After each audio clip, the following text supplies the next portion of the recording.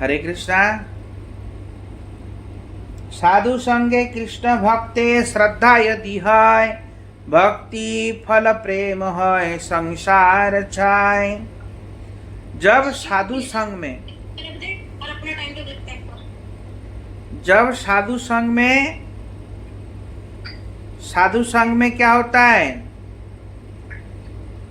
साधक भक्तों के अपने से उन्नत सुसिद्धांत पूर्ण स्वजातीय स्निग्ध रसिक वैष्णवों का संग मिलने पर उसे शीघ्र ही प्रेम भक्ति प्राप्ति हो जाती है और उसका संसार बंधन अनायास ही दूर हो जाता है।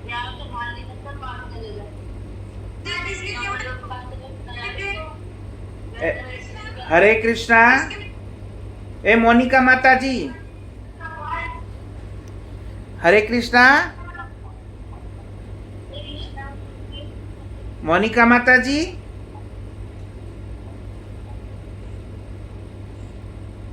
हरे कृष्णा। अब आवाज आ रहा है कि नहीं आ रहा है? हाँ जी आ रहा है। कथा सुनेंगी कि ऐसे ही करती रहेंगी म्यूट में रह के?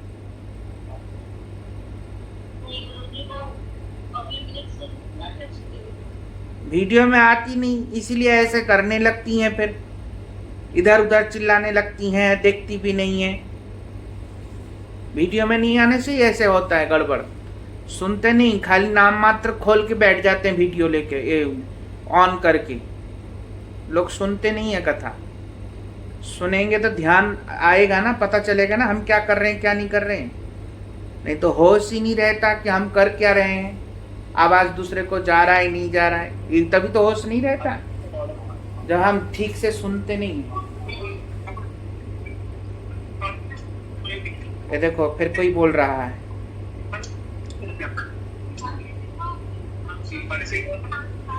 धीरज, ओ धीरज, म्यूट करो, म्यूट करो। तो क्या कह रहे हैं, स्वजातीय स्निग्ध वैष्णव संग जब तक हमको प्राप्त नहीं होता तब तक दुर्लभ प्रेम प्राप्त नहीं कर सकते, भगवत भजन नहीं कर सकता। तो इसलिए हमको स्वजातीय स्निग्ध वैष्णवों का संग करना पड़ेगा, तब जाके भक्ति के अंगों को हम पालन कर पाएंगे, नहीं तो नहीं कर पाएंगे। हमने बता दिया बहुत बार, स्वजातीय किसको कहते हैं, स्निग्ध किसको कहते हैं।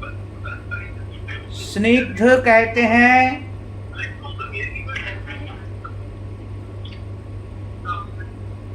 हरे कृष्णा।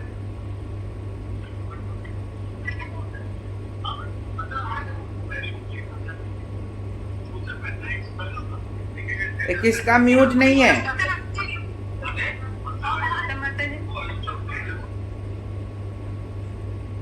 एक कमलेश माता जी का भी म्यूट नहीं है।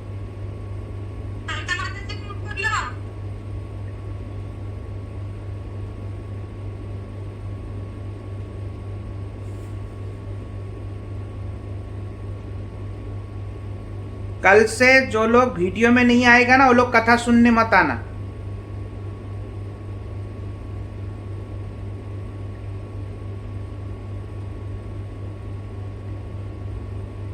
कैसे कथा सुनते हैं?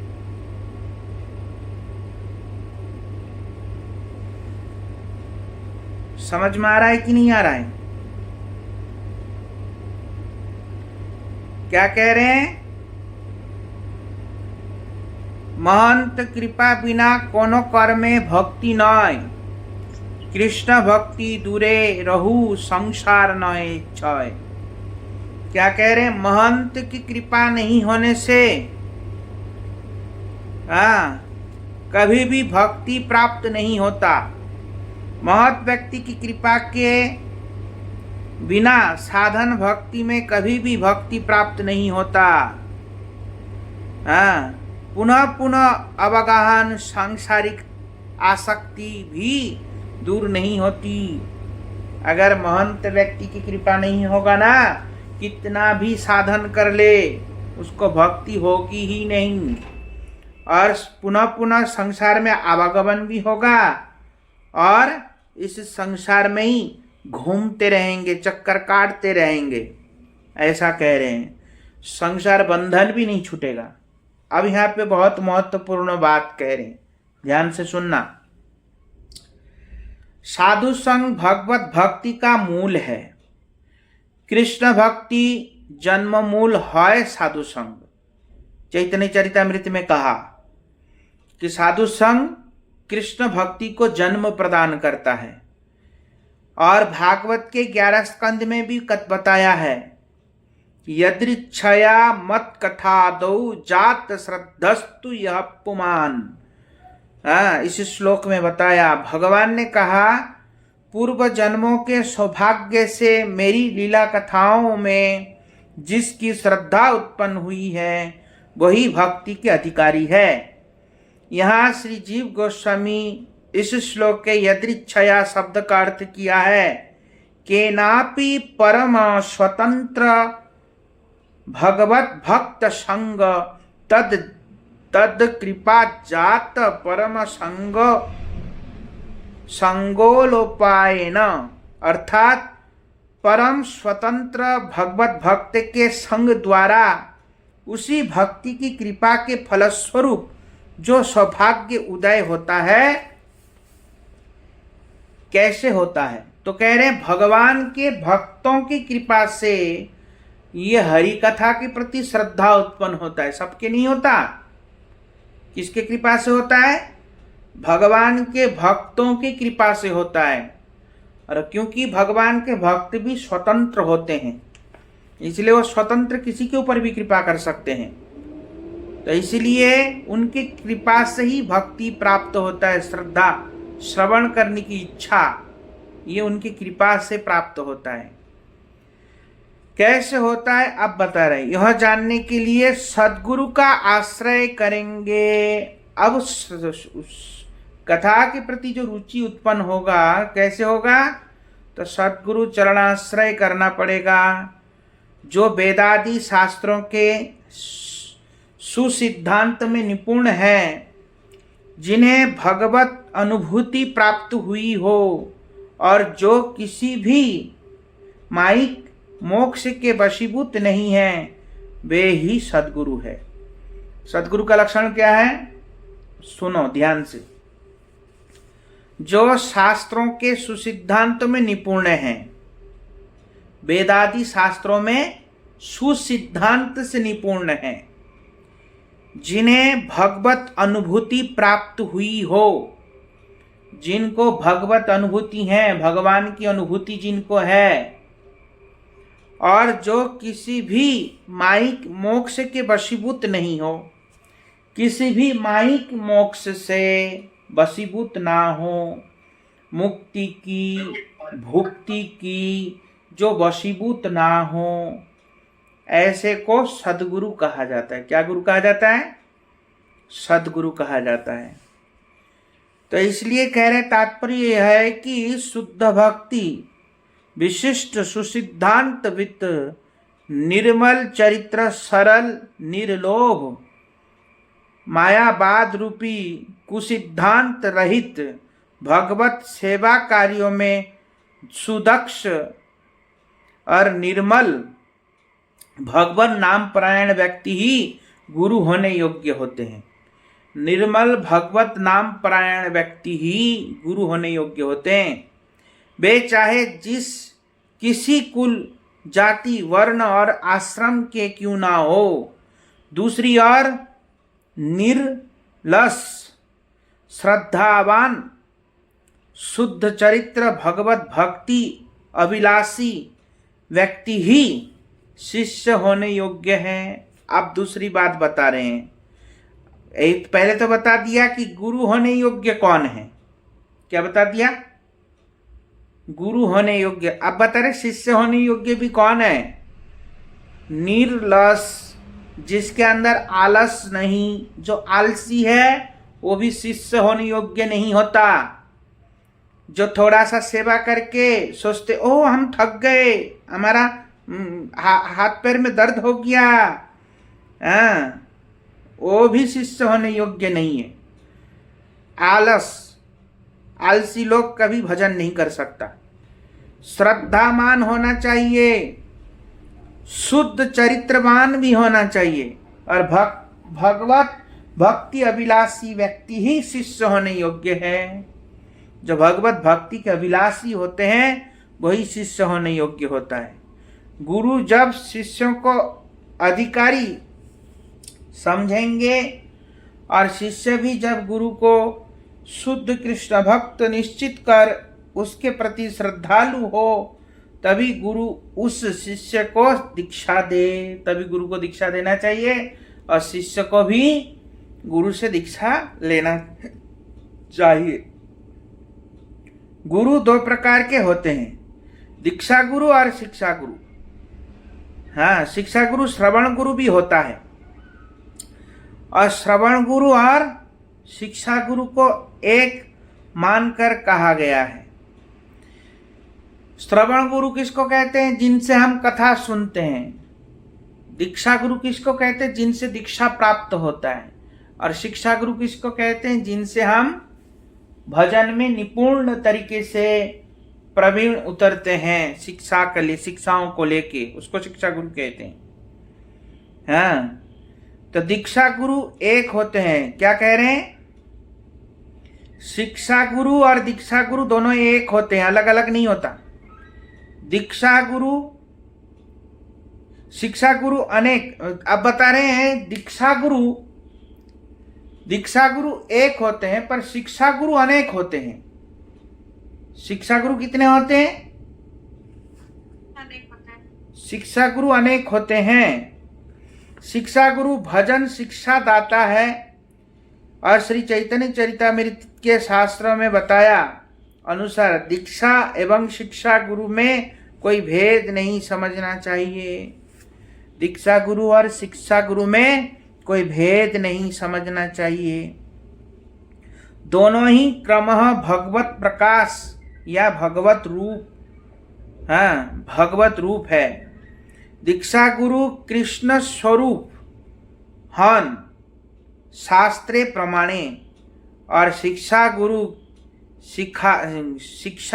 के तो जानी कृष्णेर स्वरूप। चैतन्य चरितामृत में बताया, क्या बताया? दीक्षा गुरु को जानो साक्षात कृष्ण, ये शास्त्रों में प्रमाण है, और शिक्षा गुरु को जानो कृष्ण का स्वरूप है। तो दोनों अलग अलग कहाँ हुआ? एक ही हुआ ना? समझ में आया?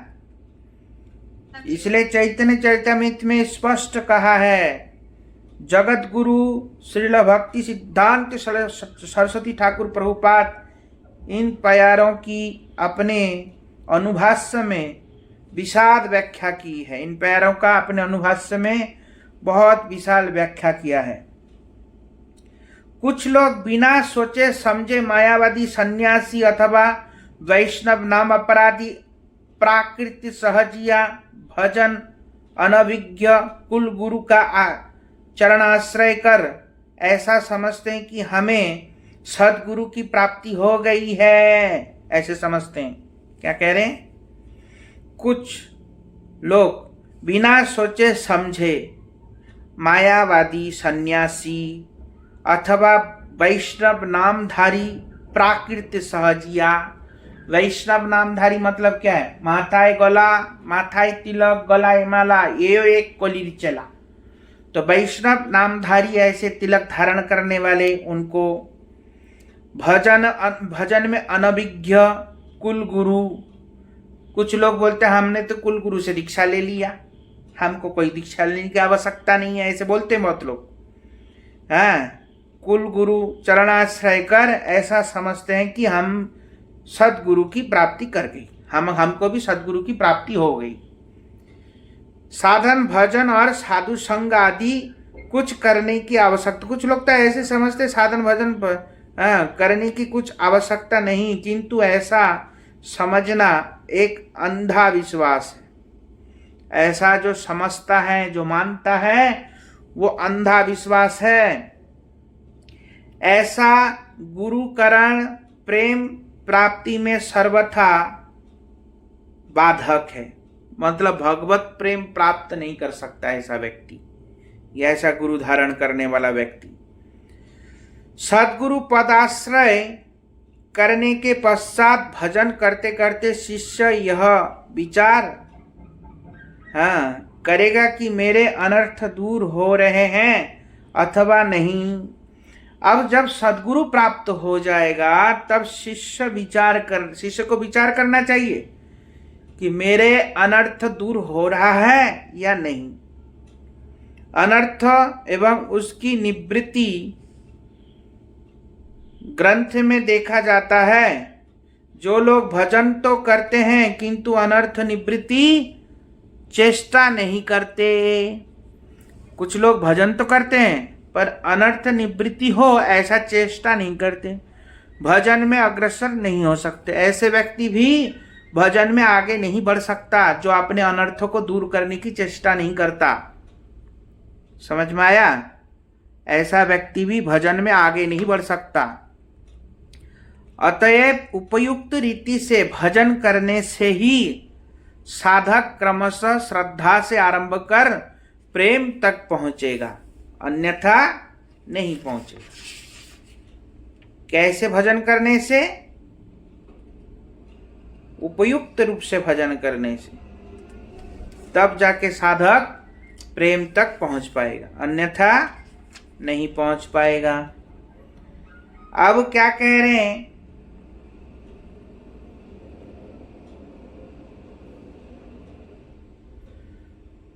सत्पुरुषों के समागम से मेरे पराक्रमी वीर्यमान कथा श्रवण करने से कानों में प्रिय लगने वाली वीर्यवती कथाएं होती है। उनके सेवन करने से शीघ्र ही अविद्या निवृत्ति फलस्वरूप मुझ में श्रद्धा प्राप्त करता है।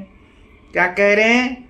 साधु संग के प्रभाव से, क्योंकि साधु संग में मेरी वीर्यवती कथा होती है और उस कथा के प्रभाव से उनको क्रम अनुसार भक्ति प्राप्त होगा। ऐसे कौन कह रहे हैं?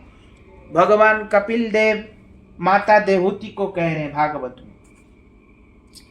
इसलिए पूर्वयुक्त सिद्धांत के अनुसार साधु संग ही भगवत सम्मुख्य का द्वार स्वरूप है। आप बता रहे हैं साधु संग ही भगवान के भक्ति का द्वार स्वरूप है। अगर साधु संग नहीं करेंगे तो दरवाजा बंद है, तो हम भगवान के पास कहाँ पहुंचेंगे? कभी नहीं पहुंच पाएंगे। इसलिए जिस साधु संग के प्रभाव से बहिर्मुख जीव भगवत सम्मुख प्राप्त करता है, उसी के संग से क्रमशः श्रद्धा रति प्रेम का उदय होता है। जिन साधुओं में निरंतर भगवत उन्मुखता नहीं है और श्रद्धा रति प्रेम का भाव उदय नहीं हुआ है, उनके संग से बहिर्मुख जीव भगवत उन्मुख नहीं हो सकते। क्या कह रहे हैं? जिन साधुओं के, अब बता रहे हैं, जिन साधुओं में निरंतर भगवत उन्मुखता नहीं, जिन साधुओं में, कपड़ा तो साधु का भेष पहन लिया पर उनके अंदर निरंतर भगवत उन्मुखता नहीं है और श्रद्धा रति प्रेम भाव भी नहीं है, ऐसे साधु का संग करने से कभी भी भगवत उन्मुख नहीं बनेंगे। मतलब भगवान का भजन नहीं कर पाएगा ऐसा व्यक्ति। समझ में आया? ना उसके हृदय में कभी प्रेम उत्पन्न होगा। केवल वेदादि के अनुसार सदाचार परायण साधु संग से भगवत उन्मुक्ता श्रद्धा रति भक्ति कदापि उत्पन्न नहीं होगा। केवल वेदादि जो अध्ययन करता है, वेद परायण जो होते हैं, वेद इत्यादि पाठ करते हैं, बड़ा ज्ञानी होते हैं, बड़ा सदाचारी होते हैं, ऐसे व्यक्ति का भी संग करने से या उनको गुरु बनाने से भी तब भी भगवत उन्मुक्ता नहीं आएगा। मतलब भगवान की भक्ति नहीं कर पाएगा। ऐसा साधु संग, अब बता रहे कि साधु संग दो प्रकार का होता है, एक ज्ञान मार्ग से सिद्ध महापुरुष और एक भक्ति मार्ग से सिद्ध महापुरुष का संग। अब बता रहे हैं ज्ञानी पुरुषों के संग से श्रद्धा रति और भक्ति का उदय होना असंभव है। जो ज्ञानी महापुरुष है उनके संग करने से श्रद्धा रति भक्ति असंभव है, नहीं होगा। समझ में आया? क्या नहीं होगा? श्रद्धा रति भक्ति असंभव है उनके संग करने से। और भक्ति मार्ग में सिद्ध महापुरुष का संग,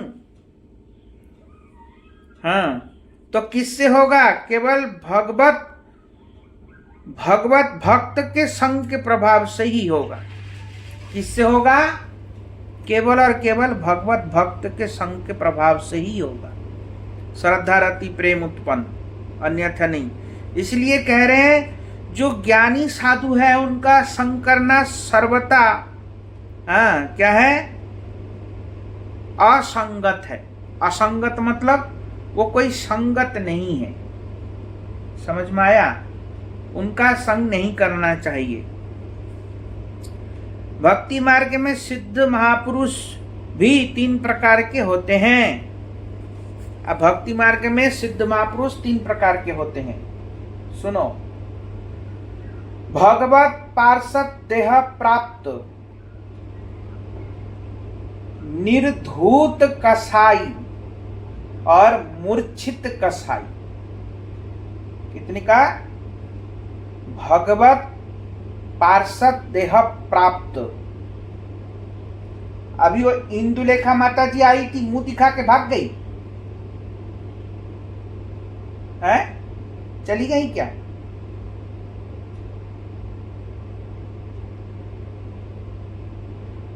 हरे कृष्णा। हरे कृष्णा बोले। अभी इंदुलेखा माता जी आई थी ना, भाग गई?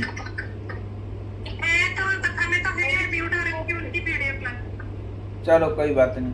तो भगवत पार्षद देह प्राप्त और निर्धूत कसाई और है मूर्छित कसाई। ये भगवान के भक्त जो है ना, सिद्ध महापुरुष के, ये 3 प्रकार के सिद्ध महापुरुष हैं। कितने प्रकार के? 3 प्रकार के महाभागवत। इसको कहते हैं 3 प्रकार के महाभागवत। कितने प्रकार के? 3 प्रकार के महाभागवत। 3 प्रकार के महाभागवत। तो 3 प्रकार के महाभागवत में क्या है? उत्तम उत्तम, उत्तम मध्यम, उत्तम कनिष्ठ। क्या है? उत्तम उत्तम, हाँ, ये याद रखना, कल पूछूंगा। उत्तम उत्तम, उत्तम मध्यम, उत्तम कनिष्ठ। समझ में आया? हाँ, तो 3 प्रकार के महाभागवत है। तो इसमें बताया भागवतों में श्रेष्ठ है कौन? जो देह को त्याग कर भगवत सेवा उपयोगी सच्चिदानंदमय पार्षद देह प्राप्त कर चुके हैं, वे उत्तम भागवत श्रेष्ठ है। वे उत्तम है। कौन? जो ये पंच भौतिक शरीर को छोड़ के सच्चिदानंदमय शरीर को प्राप्त कर लिया है, वो उत्तम महाभागवत है। समझ में आया? और निर्धूत कसाई, पंच भौतिक शरीर में रहने पर भी जिनके हृदय में किसी प्रकार की सांसारिक वासना या सांसारिक नहीं होता है, वे निर्धूत कसाई कहलाते हैं। निर्धूत कसाई मतलब अभी तो पंचभौतिक शरीर में है, पंचभौतिक शरीर में है, पर क्या है, वो संसार में लिप्त नहीं है, ना संसार की किसी भी प्रकार के उनके अंदर वासना है, निरंतर कृष्ण की भजन करते हैं। ऐसे व्यक्ति को निर्धूत कसाई कहते हैं, जो इस जगत में होते हैं। समझ में आया? और एक है तीसरा मूर्छित कसाई। जिन भक्ति सिद्ध महापुरुषों के हृदय में सूक्ष्म रूप से सात्विक वासनाएं और संस्कार अभी अवशिष्ट होता है, किंतु भक्ति योग के प्रभाव से वे वासनाएं और संस्कार मूर्छित अथवा सुषुप्त अवस्था में है। सुयोग मिलने से ही उनके उपास्य श्री भगवान किसी प्रकार से उसे भोग कराकर अपने चरणों में खींच लेंगे। अब क्या कह रहे हैं? मूर्छित कसाई किसको कहते हैं? जिनके अंदर कुछ सात्विक वासनाएं हैं, सात्विक वासनाएं जिनके अंदर है कुछ सात्विक वासनाएं और संस्कार है। संस्कार मतलब पूर्व संस्कार के अनुसार कोई व्यक्ति किसी कार्य में लगा है जो कार्य नहीं करना चाहिए, ऐसे कार्य में भी लगा, पर वो भी महाभागवत है, ध्यान देना। पर वो क्या है? उनका मूर्छित है या सुषुप्ति में है भजन के प्रभाव से। जो उनका पूर्व संस्कार में कभी कभी देखा जाता है, कभी कभी नहीं देखा जाता है, तो इसलिए वो मूर्छित है या तो सुषुप्ति में है। जो उनके अंदर जो दुर्गुण है थोड़ा बहुत, समझ में आ रहा है? तो वो क्या होगा? भगवान की कृपा से भगवान उनके जो प्रारब्ध भोग है उनको करा करके भगवान अपने चरणों में वो खींच लेंगे। इसलिए ऐसे महाभागवत का दोष नहीं देखना चाहिए। जब तो मैंने एक बार कहा था ना, महाभागवत में भी दोष होता है और देखेगा तो मरेगा। नहीं समझ में आया? आया नहीं आया? तो इसलिए दोष अगर देखने जाएगा तो सबके ही दोष दिखेंगे और दोष देखेगा वहीं मरेगा।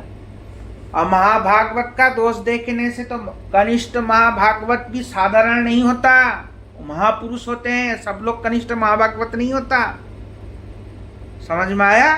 कहीं ऐसे सोच लो कि ये कनिष्ठ भागवत है, मरेगा, ऐसे सोचने से भी मरेगा।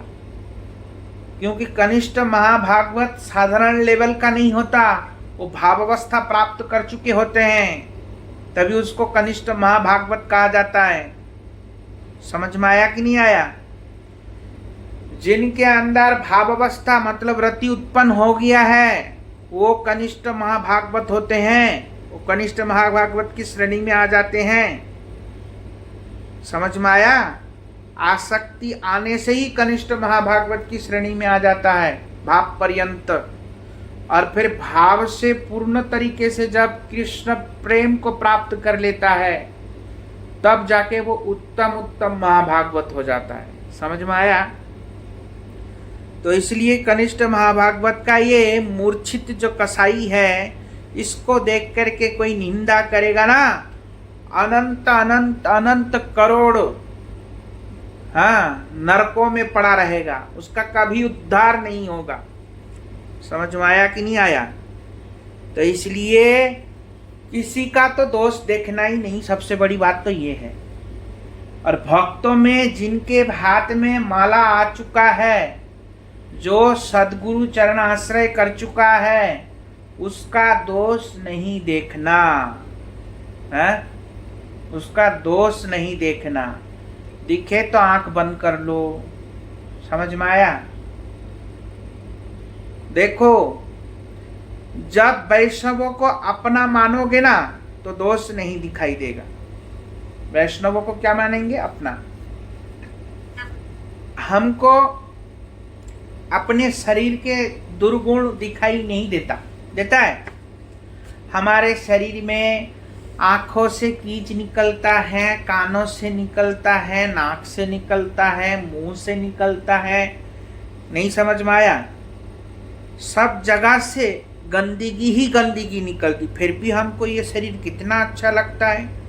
कितना हम मल मल के धोते हैं, कितना हम शीशे के सामने खड़े हो के मुंह टेढ़ा मेढ़ा करके देखते हैं, क्योंकि कितना हमको प्रिय लगता है ये शरीर, नहीं लगता है?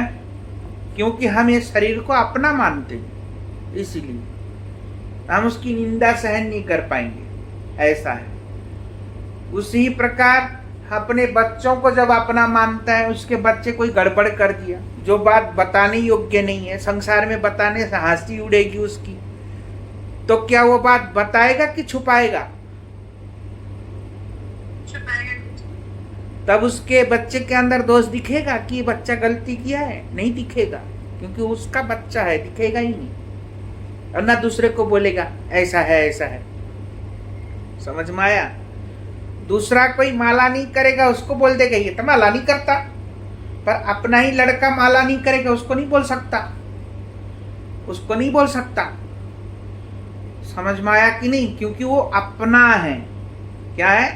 अपना।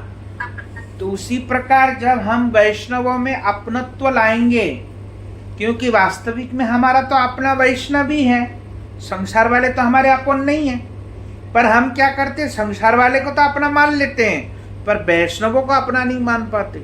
उनकी जरा जरा सा गलती, जरा जरा सा दोष चींटी के जैसे हम ढूंढते रहते हैं, कहाँ दोष, कहाँ दोष, कहाँ दोष। ऐसे स्वर्ण मंदिरम छिद्रितः पिपीलिका, सोने के मंदिर में भी चींटी तो छेद ही ढूंढता है, कहाँ छेद है, कहीं से घुसूं, ऐसे ढूंढेगा। नहीं समझ में आया? तो ये चींटियों के जैसे दोष गिनना या दोष देखना, ये आदत छोड़ना पड़ेगा, तभी जाके मंगल कल्याण हो सकता है, अन्यथा नहीं होगा। तो इसलिए 3 प्रकार के महाभागवत होते हैं। कितने प्रकार के होते हैं? 3 प्रकार के होते हैं। समझ में आया? इसलिए अर्थात ऐसे महापुरुष उत्तम भागवतों में कनिष्ठ है। श्रेष्ठ उत्तम महाभागवत देवऋषि नारद है। अब यहाँ पे उदाहरण दे रहे हैं। श्रेष्ठ उत्तम महाभागवत कौन है? देवऋषि नारद है। जैसे नारद जी अपने सिद्ध पार्षद देह में वीणा लेकर के भगवान की दिन भर रात दिन कीर्तन करते हैं। क्या भजन गाते हैं? नारद मुनि बाजाए वीणा, राधिका रमण नामे।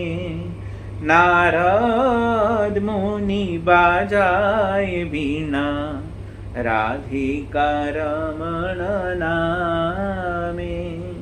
नाम अमनि उदित है।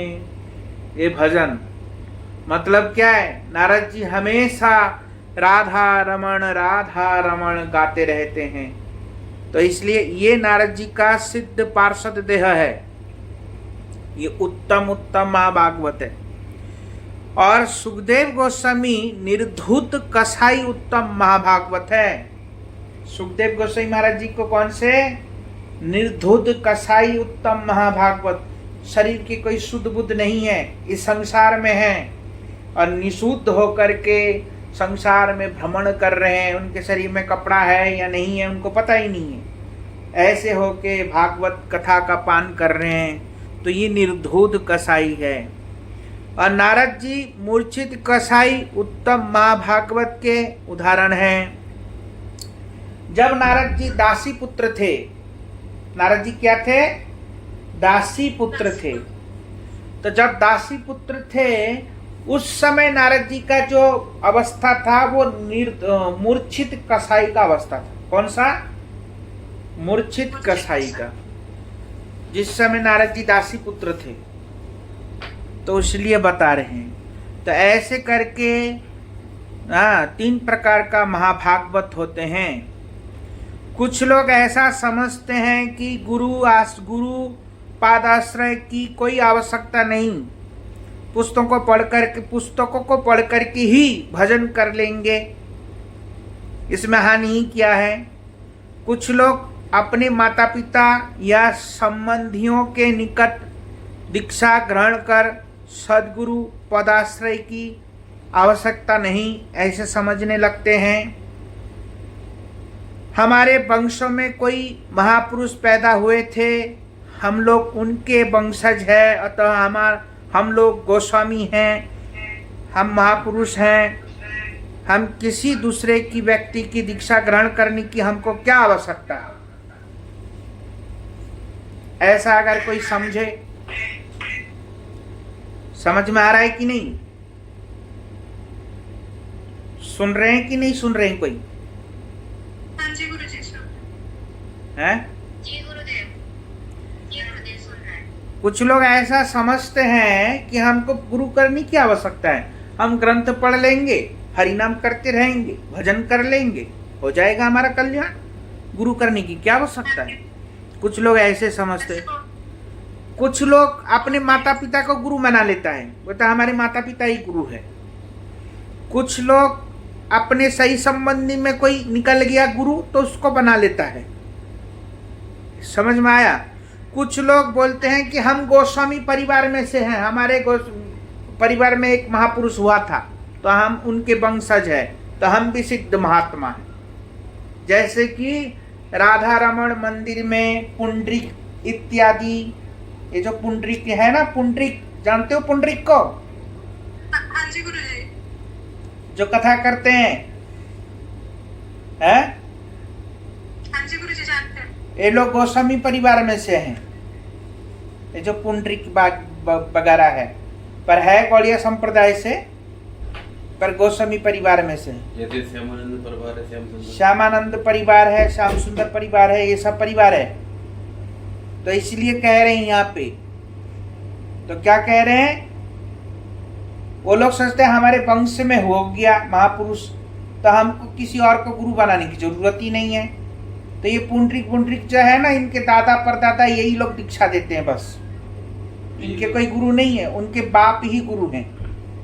कौन गुरु है? हाँ पापा ही गुरु है उनके। हाँ, समझ में आया? हाँ जी। तो ऐसे इंदुलेखा माता जी कहाँ गई? हरे कृष्णा, देखो घूमने चली गई।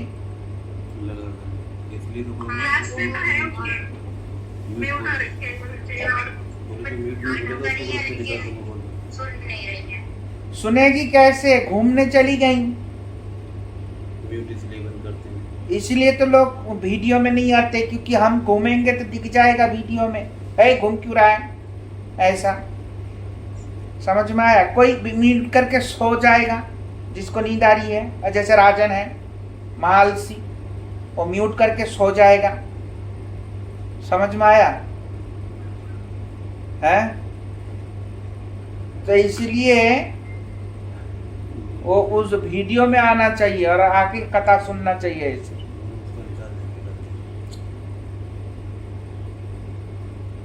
हरे कृष्णा, जिनकी बहुत मजबूरी है तो अलग बात है, और जिनकी मजबूरी ना हो वो लोग म्यूट में आएगा तो कथा में आने की जरूरत क्या है बताओ? है? वीडियो को जब ऑन ही नहीं करेगा तो फिर कथा में आने की जरूरत क्या है? समझ में आया कि नहीं? तब भी एक व्यक्ति नहीं बोला, ये सब सो रहे हैं। सो रहे हैं, देखो इतनी देर हो गया। जितना बोलने पर भी एक ने नहीं बोला। ये श्यामला सखी अंधेरे में है, और गुरुजी मैं अंधेरे में बहुत हल्की थी। और राजन सो गया था, अभी उठा है। मैं तो पूरा नहीं समझ में आया? कल से मत आना तू कथा सुनने। तो क्या कह रहे हैं यहाँ पे? स्पष्ट कह रहे हैं, जो गोस्वामी मान लेते हैं अपने आप को, आगे लगा देते हैं कि हम पुंडरीक गोस्वामी या ये गोस्वामी वो गोस्वामी, हमको कोई दीक्षा लेने की आवश्यकता नहीं है। बोलते हैं ऐसे करने से कभी भी कल्याण नहीं होगा उनका। नहीं समझ में आया? ना वो लोग भगवत प्राप्त कर सकता है, कभी नहीं कर सकते हैं। इसलिए कहा किवा विप्र किवा न्यासी शूद्र के नय, जय कृष्ण तत्ववेत्ता से गुरु है। तस्मात् गुरु प्रपद्यन्ते जिज्ञास श्रेयोत्तमम् शाब्दे परिचनिष्णातं ब्रह्माण्ड्युपसमाश्रयम्।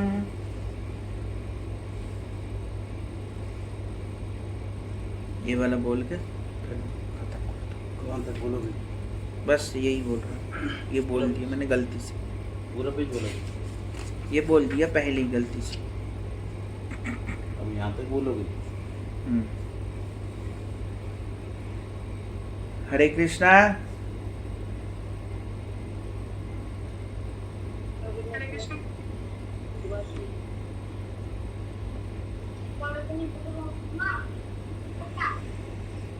तो कह रहे हैं गुरु कोई ब्राह्मण या क्षत्रिय या वैश्य देख करके नहीं किया जाता। जिनके अंदर कृष्ण भक्ति है परिपूर्ण मात्रा में, वही वास्तविक में गुरु है। समझ में आया? और भागवत में कहते तस्मात् गुरु प्रपद्यन्ते जिज्ञास श्रेयोत्तमम् शाब्दे परिचनिष्णातं ब्रह्माण्डुपसमाश्रयम्। तस्मात् गुरु प्रपद्यन्त, गुरु शिष्य के संशय को दूर करेगा। तस्मात् गुरु प्रपद्यन्ते जिज्ञास श्रेयोत्तमम्, शब्द ब्रह्म में निष्णात होगा। शब्द ब्रह्म में निष्णात मतलब क्या है? भगवान को पूर्ण रूप से जानेगा। अब जानने के मतलब ये नहीं गीता पढ़ लिया, भागवत पढ़ लिया, जान गए, नहीं। जानने के मतलब है भगवान के साथ उसका क्या संबंध है, ये जानना। उसको पता होना चाहिए कि मेरा भगवान के साथ क्या संबंध है, मैं भगवान का कौन हूं, मेरा नाम क्या है, ये सब जानना चाहिए उसको। तभी गुरु होने योग्य होता है वो। समझ में आ रहा है कि नहीं आ रहा? हाँ जी गुरुजी। मेरा नाम क्या है, कम से कम इतना तो जानना चाहिए ना कि उसका वास्तविक नित्य जगत का नाम क्या है। जब वो खुद का ही नाम नहीं जानता तो दूसरे का क्या बताएगा? हैं? जब खुद का ही आत्मा काला है तो दूसरे की आत्मा कैसे प्रकाश करेगा? तो अपने आत्म परिचय उसको होना चाहिए। उसी को कहते शब्द ब्रह्म में निष्णात। समझ में आया कि नहीं? तो इसलिए अपने आत्मा को देखना या अपने आत्मा के नाम को जानना, ये होना चाहिए। उसी को कह रहे हैं जानना, मतलब निष्णात, भगवान को जानना चाहिए। शब्द ब्रह्म में निष्णात। और ब्रह्मांड उपसमाश्रय में संसार के किसी भी प्रकार के दुख से वो दुखी नहीं होगा। ऐसे व्यक्ति गुरु होने योग्य होता है, अन्यथा नहीं। तो इसलिए हमको ऐसे गुरु को धारण करना चाहिए। इसलिए हमारे गौड़िया संप्रदाय में भागवत परंपरा है, शिष्य परंपरा है ही नहीं। गौड़िया संप्रदाय में गुरु शिष्य परंपरा में भागवत, गुरु शिष्य परंपरा हमारे संप्रदाय में नहीं है। हमारे संप्रदाय में भागवत परंपरा है। कैसा परंपरा है? भागवत परंपरा। तो इसलिए कोई शिष्य उसके शिष्य बनेगा ऐसा नहीं है। जो उत्तम महाभागवत है वही गुरु बनेगा। इसी का नाम ही भागवत परंपरा है। या भागवत परंपरा उसको कहते दीक्षा किसी और से लिया, पर हम शिक्षा उत्तम महाभागवत की शिक्षा ग्रहण कर रहे हैं, वो भी भागवत परंपरा के अंतर्गत आता है। समझ में आया? और भी इसको विस्तार से और कल बताऊंगा। ठीक है?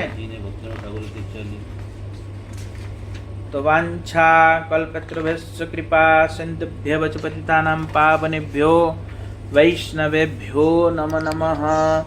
किसी का कोई प्रश्न है?